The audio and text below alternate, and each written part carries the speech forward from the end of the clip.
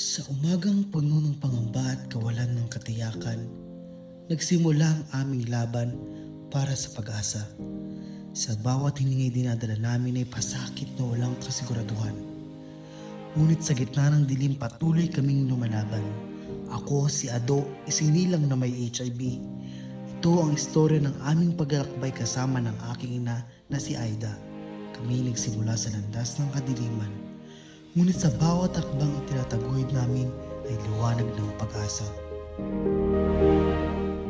Bakit ganun palagi ng tingin ng mga kapitbahay sa atin? Para bang binibilit sila sa atin? Hayaan mo sila na kung silang pansinin sadya ng mga sampal yung mga kapatid. At saka ano po ba talagang sakit natin? Narinig ko po kasi nag-uusap ng mga kapitbahay. Nakakahawa daw po yung sakit natin. At saka asan po ba talaga si tatay na? Ay naku Ado, sige na nga, panahon na rin siguro para malaman yung katotohanan at nakatama edad ka na rin para malaman yung sakit natin.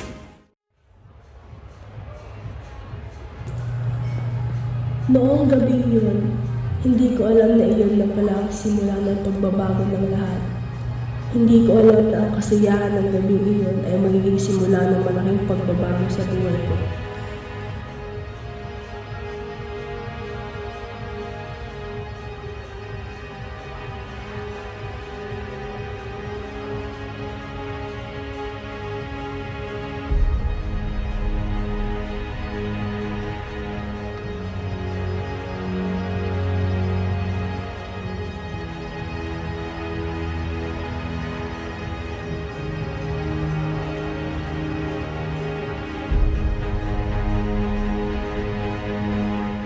Dahil sa gabi niyo nagbago na ang lahat.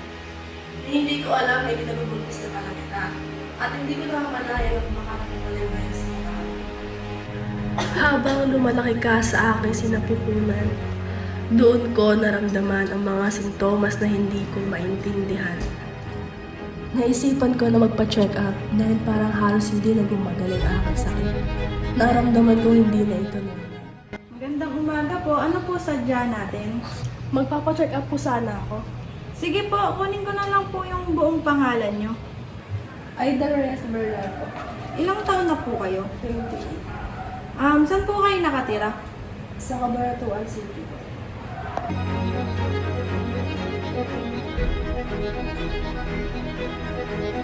Ano po yung mga simptomas na nararamdaman nyo? Pabalik-balik po yung sakit ko. Minsan naman po, kinakati ako tapos meron po akong sore throat.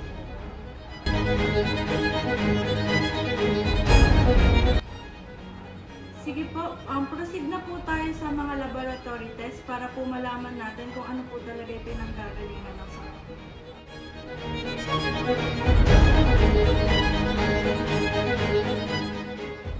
Good morning, Aida. I'm Dr. Santos from the ABS Medical Center. Upo ka. Kamusta ka naman, Aida? Okay lang daw. Nakita ko na nga pala yung mga lab results mo and unfortunately, it is very sad to say na HIV positive ka. HIV? Di ba daw po kayo sa mga nakipag-sex na po kanino? Hindi naman, Aida. So, maraming paraan para makakuha ka ng HIV. And ilan sa mga ito, yung paggamit ng mga contaminated na needles, kapag nasalinan ka ng isang infected ng HIV. And also, in your case, kapag ganyang buntis ka, pwede itong mahawa or masalin sa anak mo. And, but you have to remember na hindi dahil HIV positive ka ay masama ka ng tao or naging pabaya ka.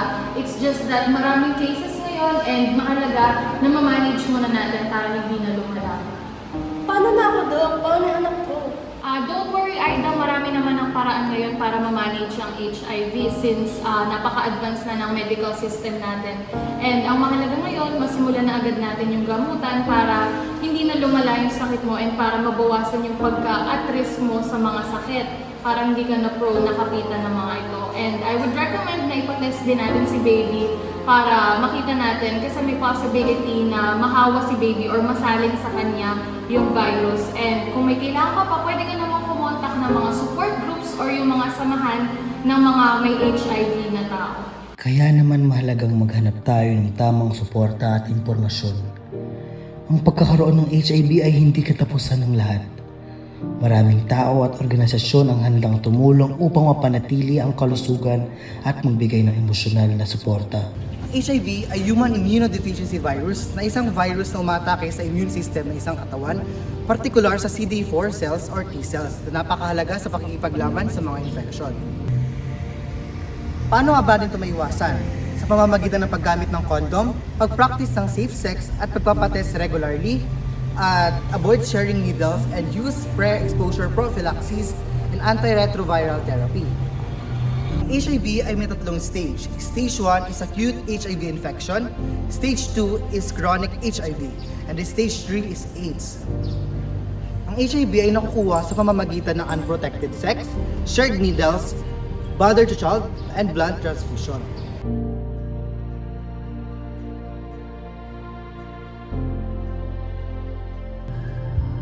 Hindi man madaling tanggapin ang kalagayan. Ngunit sa tamang impormasyon, suporta at gamutan, maaari tayong mamuhay ng maayos at mapanatili ang kalusugan.